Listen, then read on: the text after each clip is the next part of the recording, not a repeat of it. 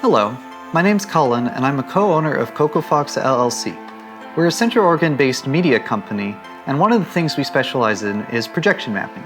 Today I just wanted to show you a little bit about what projection mapping is and how you can use it to completely transform a space.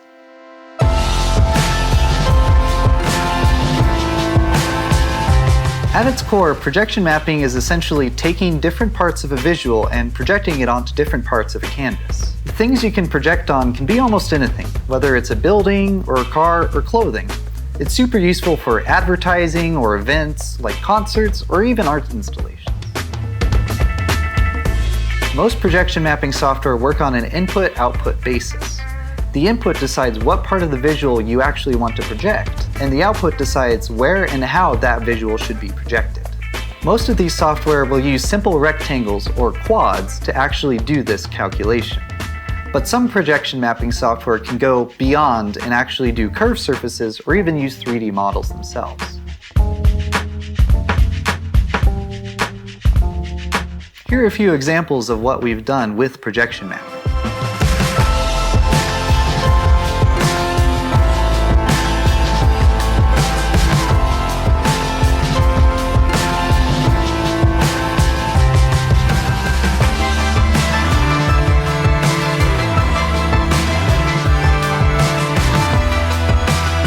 Today I wanted to show you our process of how we created this projection mapping of a witch's house. The first thing we needed is obviously a projector. We used a 6500 lumen projector with a short throw lens. This allowed us to have a bright image outdoors without the projector being super far back. The next thing we needed was a computer running our projection mapping software.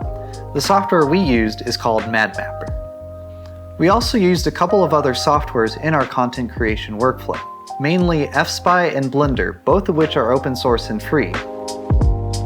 In order to create the witch's house, we first needed to create a 3D model of the garage. To do that, we took reference photos of the garage and then brought those into a program called FSpy.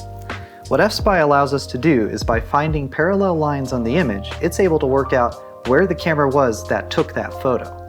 This is helpful for rebuilding the scene in 3D. The next step of the process was to import this scene from FSpy into our 3D software called Blender. In Blender, it essentially set up the scene for us exactly how it was in FSpy. It created a virtual camera and then set our reference image as the background. Once we had our scene set up in Blender, we were then able to make a rough model of the garage from our reference photo. The final step in prepping our 3D model for projecting was creating what's called a UV map. What a UV map essentially does is takes a 2D image and maps it to specific parts of the 3D model. So for instance, we have the front of the garage, we have the garage door, we have our windowsill, all mapped to the various parts of this 2D image. This allows us to place different images onto the 3D model and have them look correct. So once we had a 3D model of the garage, we then took that as a background and used Blender's grease pencil tool to draw over it and actually transform it into a witch's house. To help bring the scene to life, we added an animated cat and the cauldron tipping over, which spilled some slime all over the house. To have the slime interact with the flowers and the broom and other elements of the scene, we created them in 3D and ran a fluid simulation over them. Before we could project the witch's house, we needed to render it again in a special way so that it would look correct on the 3D model, because if we played it back right now, it would look strange. To do this, we created a simple projector in Blender using a shader to project the movie onto the 3D model. We then used Blender's baking tool to bake how the light landed on the 3D model into the image laid out with the UV map. Then once it was dark, we were able to project the 3D model of the garage that we had created onto the garage itself using MadMapper. Finally, all that we needed to do was play the animation we had rendered out, and the garage transformed into the witch's house.